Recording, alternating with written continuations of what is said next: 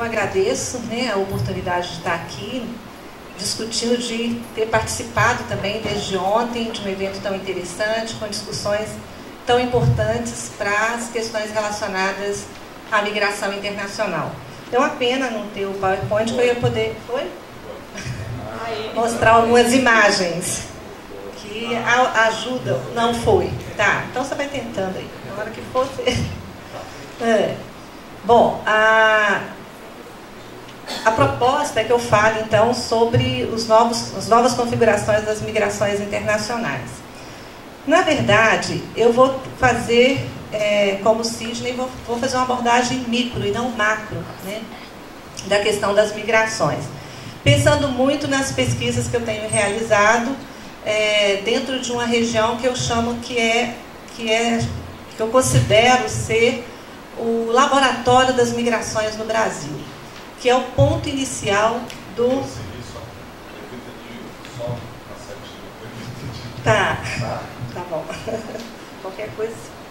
Bom, então, como eu falei, eu vou trabalhar com essa perspectiva, né, mas de como começou esse fenômeno migratório no Brasil, como ele se configurou e quais são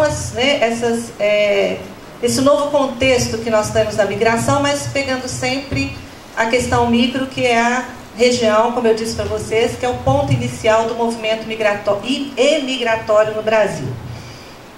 Bom, como já foi dito ontem aqui, a mobilidade humana faz parte da história da humanidade, né? Então, sempre o trânsito, né, entre os territórios de longa distância, de curta distância, isso faz parte da nossa história.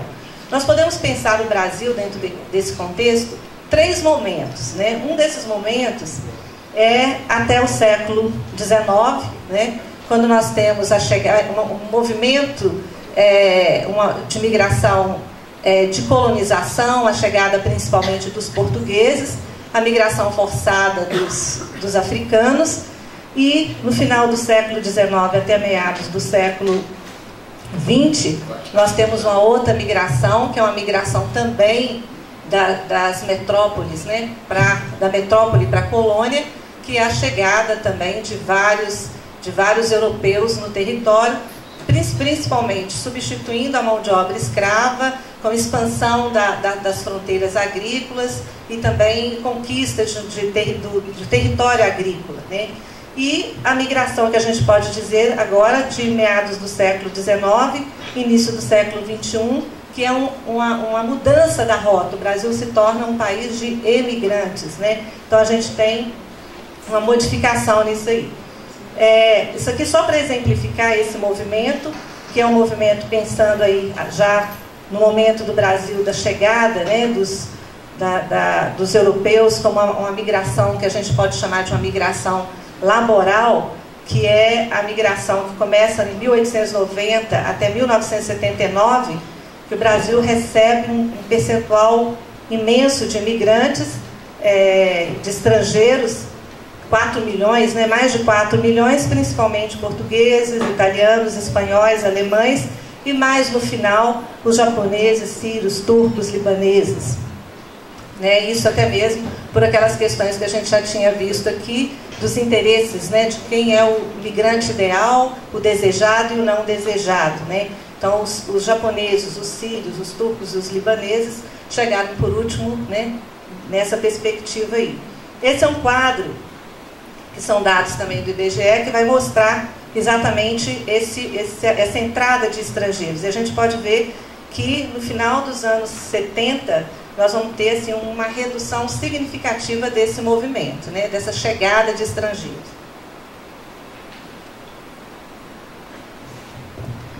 E chamando a atenção que a taxa de estrangeiros, né, no Brasil, ela é maior de 1900, né, na primeira década do ano de 1900, que é com 6,2% da população brasileira com estrangeiro. Esse gráfico aqui vai mostrar exatamente um fenômeno que já foi falado aqui. A gente tem desde 1900 aí uma queda, né, você tem um alto percentual, mas você vai tendo uma queda da presença de estrangeiros no Brasil, E aí, quando chega em 2000, a gente começa a ter já um movimento, né, de ascensão, de subida, um percentual, aumentando o percentual, coisa que nós vimos hoje de manhã, que isso significa o quê? O Brasil se torna também, né, volta a ser um país de chegada e de saída, que é o que a gente vai mostrar, né, como que isso vai caracterizando o território nacional como território de migração. Bom, falando mais rapidamente, que isso o Hélio já falou, né, acredito que ontem também já foi falado, então passando rapidamente sobre isso aqui. Nós temos a imigração de fronteira, né, que vai ser na década de 60, nós temos a imigração laboral de longa distância, década de 80, e aí que é o ponto que a gente vai começar a apresentar. A década de 80 é o boom do fluxo migratório do Brasil, principalmente dos Estados Unidos, Canadá, né, e Japão, que é uma imigração agenciada. A década de 90, nós começamos então uma imigração para a Europa. E nós vamos estar mostrando exatamente como começou e onde começou. Nos estudos que nós temos feito, na pesquisa que nós temos feito, nós observamos o seguinte: o ponto inicial dessa reversão, né, do fluxo migratório, que o Brasil deixa de ser um país de, né, recepção e passa a ser um país também de emissão de mão de obra, uma migração laboral, isso vai acontecer exatamente nesse ponto aí, que é a cidade de Governador Valadares.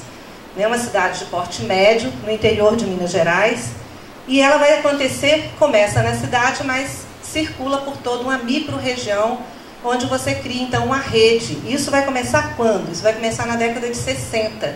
Movimento migratório, como é que eu vou explicar essa história, né? São vários fatores que vão configurar esse território como território de emigração.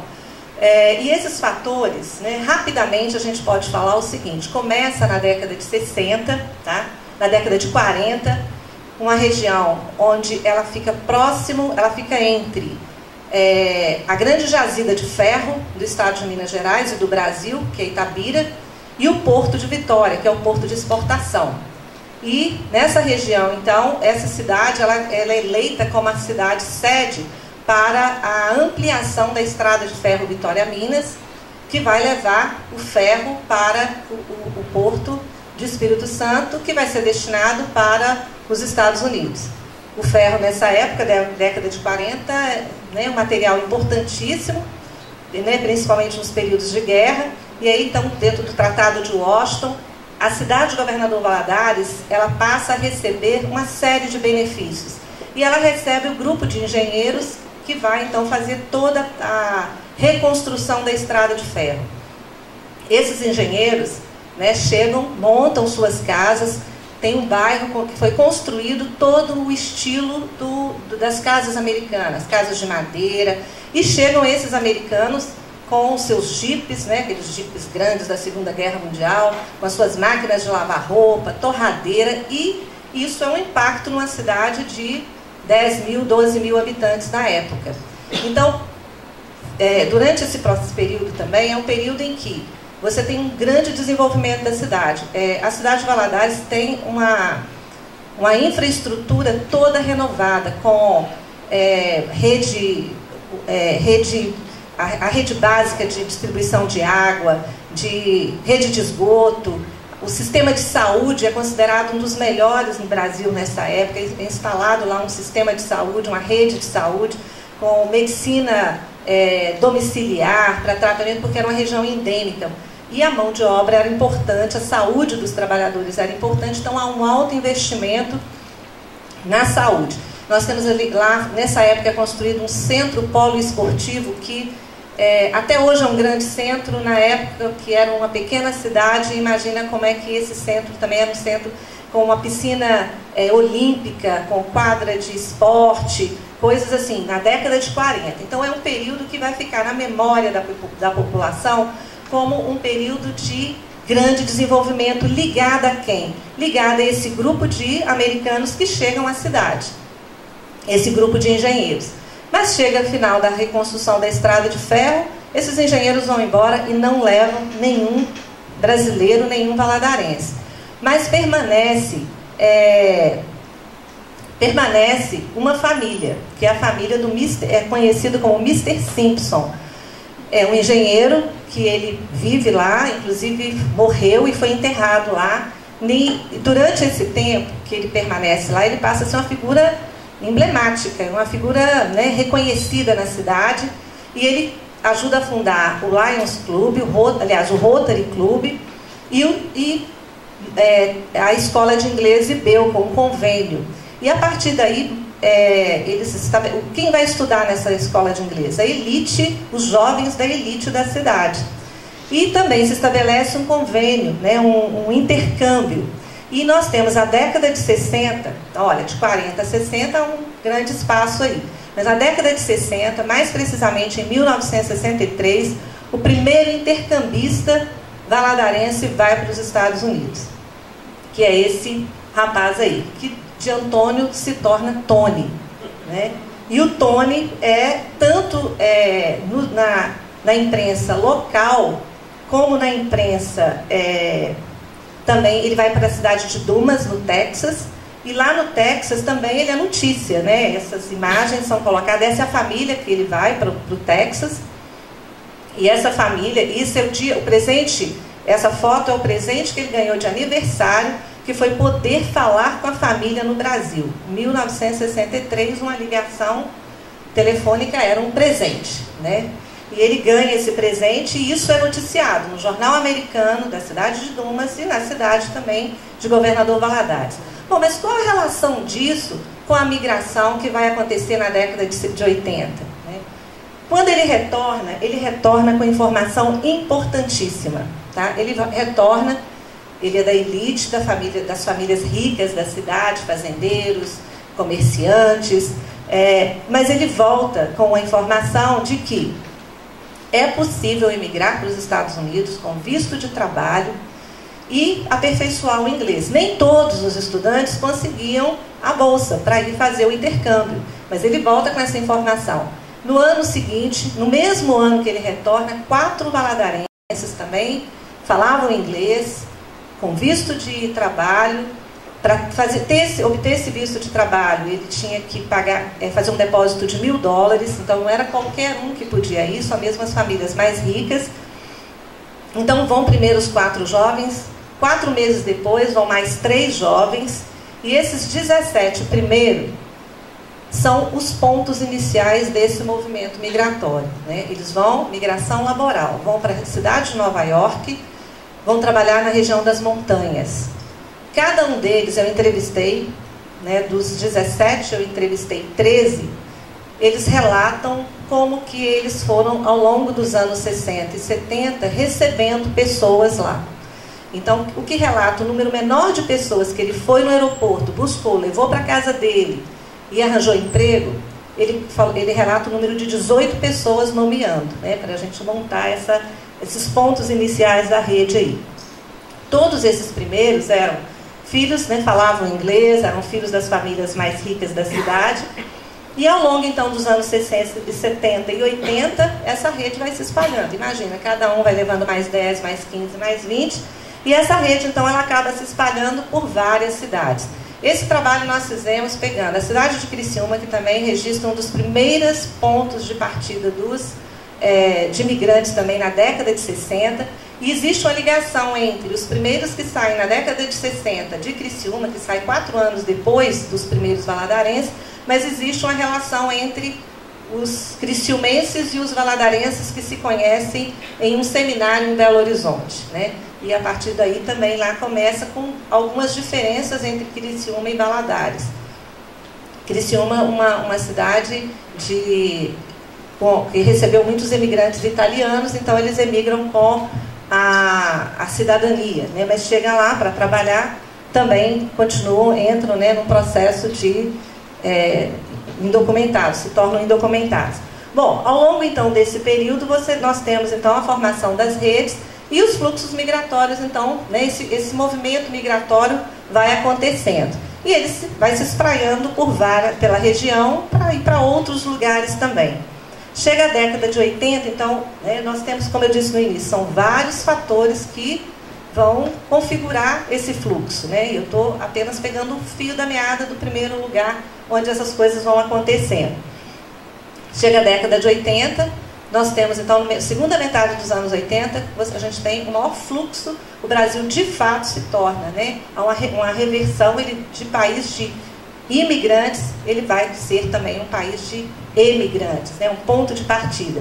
E aí, o censo, né, eu só apresentei isso rapidinho aqui, porque nós vamos ouvir as questões relacionadas à imigração em relação ao censo, né, mais aqui com o Tadeu, mas só porque é um ponto interessante aqui que eu quero ressaltar, que exatamente os Estados Unidos continua sendo o ponto de destino, né, da maioria dos brasileiros, e grande parte deles partem exatamente da região do Sudeste, né, São Paulo e Minas, sendo que os dados do censo mostram, por 1000 habitantes, o maior percentual migratório vai acontecer na micro-região de Governador Valadares, né? Valadares é a 7ª cidade com um percentual migratório por cada 1000 habitantes, só que todas as outras 6 cidades que estão à frente são capitais com mais de 1 milhão de habitantes. Então isso é de se considerar que realmente é um fluxo migratório muito significativo e que mostra realmente que foi um ponto de partida, né? Esse é um mapa que mostra quer dizer, e daí dos Estados Unidos esse fluxo vai se espalhando, né, para o mundo inteiro. E quantos brasileiros têm espalhados no mundo? Nunca se sabe, né? É um dado que não se tem. E esse foi um trabalho interessante que foi feito pela Michelle, uma mestranda, em que ela pegou o menor número que ela encontrou e o maior número que ela encontrou de agências e de instituições que falam, né, apresentam algum número de imigrantes. Mas o fato, só coloquei como uma forma de ilustrar, mas que esse movimento que começa incipiente nos anos 60, cresce e hoje nós temos brasileiros, né, em várias partes do mundo. Né? E aí, qual é o perfil do migrante, né, desse imigrante brasileiro? Se a gente for pensar esses 3 períodos do movimento, né, da imigração brasileira, pegando aí o início do fluxo, muito localizado, num território muito específico, quem eram esses imigrantes? Eram jovens, né, 18 a 20 anos, homens, mas as mulheres também emigraram, as mulheres também nesse período, elas também fizeram parte desse começo da rede, foram muito importantes na formação das comunidades no local de destino, tá? E também para receber, para atender os migrantes, elas foram muito importantes. Num segundo momento, que é a década de 80 e 90, quando nós temos o boom da imigração, aí a gente tem homens e mulheres migrando. Quando chega agora, nos anos 2000, você já tem uma paridade entre homens e mulheres, e alguns estudos já mostram até mais mulheres emigrando do que homens. Dependendo do destino, a gente tem mais mulheres do que homens. A escolaridade também a gente vai ver, né, uma mudança em termos, vai reduzindo, né, um número de anos de estudo. Se no início eram estudantes com 2º grau, pessoas que falavam inglês, você vai ter já, né, mudando esse perfil aí, chegando até o motivo da migração. Se no início era aventura, mas havia também, não dá tempo de falar tudo isso, nesse período na região, era uma região que estava no influxo econômico, inclusive o relato desses primeiros 17, tem um que me relata o seguinte: olha, meu pai tinha fazenda, mas eu já tinha 3 irmãos mais velhos trabalhando na fazenda, né, tirando o seu sustento da fazenda. Eu sabia que eu não ia conseguir mais, então eu resolvi ir para fora ganhar dinheiro para montar o meu próprio negócio, comprar minha própria terra. Então havia também um espírito de aventura, de conhecer o novo, mas tinha também uma demanda econômica aí, a necessidade de manter o seu status.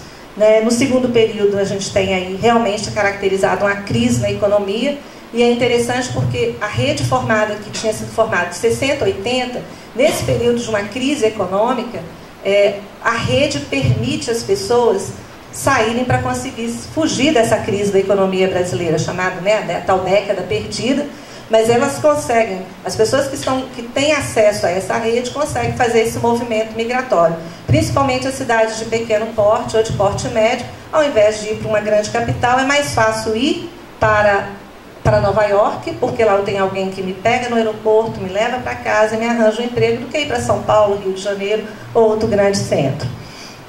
Né? E nos anos 2000 nós temos uma coisa que nós temos estudado e trabalhado, que é chamada cultura da migração. O que é essa cultura da migração? Vou falar um pouquinho sobre ela daqui a pouco.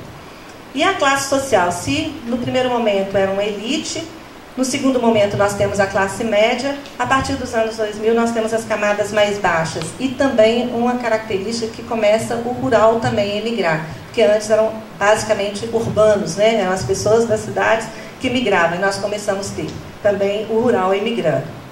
Se no primeiro momento era Estados Unidos e Canadá, segundo momento também, no terceiro momento nós temos uma diversificação desse destino, mas predominando Estados Unidos e Europa, né? Bom, essa cultura da migração, o que é? É exatamente o fato de desenvolver, né, uma ideia, né, de que migrar é fácil, né? Não é difícil você emigrar. Essa crença de que a migração é um processo viável para resolver os problemas, para ter acesso ao mundo do consumo. Vou contar só um fato que aconteceu comigo. Eu estava nos Estados Unidos em 2006, fazendo minha pesquisa, 2005, fazendo minha pesquisa, andando na rua, escuto alguém me chamando, ô professora, ô professora. Eu falei, poxa, né, aqui, professora, né, olho de lado, um aluno, né? E aí eu falo, então vem cá, vamos me fazer uma entrevista. E eu começo um aluno que fazia faculdade, era meu aluno na faculdade, que abandonou a faculdade e foi para os Estados Unidos para trabalhar. E aí na conversa, né, conversando com ele, eu falei para ele, eu queria que você me respondesse por que você resolveu vir para cá, abandonar a faculdade, você tinha um trabalho lá, por que você resolveu vir para cá? Ele me respondeu com a seguinte pergunta, quantos anos a senhora levou para comprar sua casa? Eu falei, pelo menos uns 15, 20 anos de trabalho. Pois é, eu vou comprar em 5.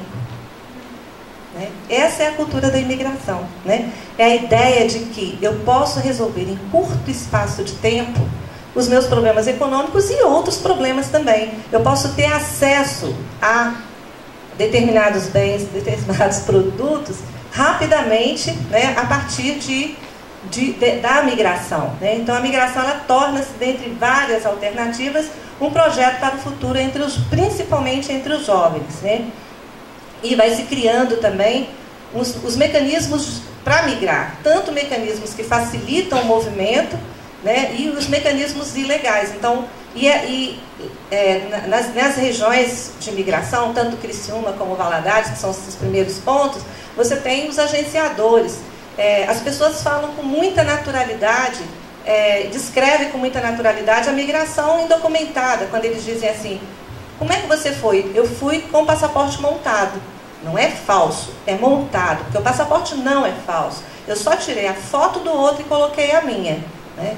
Ele é montado. Então isso é natural, isso é normal, se faz isso. Né? Então é naturalizar esses... Eu vou pela fronteira. Tá? E as pessoas fazem festa para despedir porque ele está indo pela fronteira. Então assim, é natural, né? É naturalizar esses mecanismos. Né? Isso aqui também para mostrar rapidamente essa cultura da imigração. Né? O que você vai querer ser quando crescer? Um valadarense residente, né, nos Estados Unidos. Né? E essa frase que eu escutei agora, esse ano, em fevereiro, né? Eu vou para Portugal ficar com a minha mãe e trabalhar. Tá? Tenho meu emprego, estou na faculdade, esse rapaz estava na faculdade, mas a mãe está em Portugal, então eu vou para lá. Né? Então é natural, é fácil. Né? Então é essa cultura da migração que passa, né, essa ideia de que fica fácil, acessível, né, e as coisas são resolvidas por isso, através dessa migração. Então eu vou ter que falar rapidinho agora, porque já me deram toque aqui. Bom, então essa nova configuração da migração no território brasileiro, o que é que nós temos? Nós temos, então, diferentemente da migração daqueles que chegaram aqui no século XIX e XX, o imigrante brasileiro não deixa o território por uma completa falta de condição de sobrevivência. Ele vai em busca de quê? De acesso aos bens de consumo global. Tá? Por quê? A cultura da migração, né? Os mecanismos que facilitam, são acessíveis, né, através das redes sociais, que possibilitam isso. Né? E as novas tecnologias, que permite, né, como o Giddens fala, essa compressão de tempo e espaço. Eu posso estar lá e acompanhar o que acontece aqui. Só para exemplificar, eu posso assistir em tempo real o velório de alguém da minha família. Esse é um serviço que tem lá, que qualquer um pode acessar, né, que é o velório virtual. Eu posso também assistir um casamento, né? Mas eu achei que... Né? Então, essa tecnologia permite passar essas informações e, né, essa relação tempo e espaço possibilita essa mobilidade, né, e esse movimento entre... eu assisti tanto um casamento quanto velórios online, né? Você acompanha todo o velório, o enterro, em tempo real, né? Não Então, a nova configuração das migrações, nós podemos rapidamente colocar aqui, nós temos uma inversão do fluxo, né? Uma diversificação em relação ao destino, né? Várias outras regiões, o perfil diversificado do imigrante, agora é urbano, é rural, você tem a migração qualificada, não qualificada, você tem a migração de gênero, né? Homens e mulheres, diferentes escolaridades. Se você compara Portugal, acredito que o Duval vai mostrar isso, Portugal e Estados Unidos, você vai ter uma diferenciação do perfil desse imigrante também. A gente tem uma tendência à imposição de restrições aos fluxos de entrada nos países de destino, isso que a gente já falou, né, amplamente aqui. A ideia da criminalização da migração também, né? E um outro que eu acho que é algo que o território brasileiro, ele passa a ser um ponto de partida e um ponto de chegada também. Então, hoje, como já foi dito hoje de manhã, né, a própria cidade de Governador Valadares e região, nós temos, por exemplo, uma grande presença de chineses e de coreanos dominando determinadas... a partir dos anos 2000, eles, por exemplo, todo o comércio de pastelaria é dominado pelos chineses, da venda de produtos daquelas lojas de 99 e também de lojas de tecido, de roupas prontas, né, os coreanos. Então, abriram uma grande quantidade. Então, ao mesmo tempo que você tem pessoas indo, como o rapaz de 17 anos que está indo, você tem pessoas também chegando. Então, passa a ser um local de... né, um território de saída e de chegada. Então, essa é uma nova, né, perspectiva da migração que a gente vive hoje.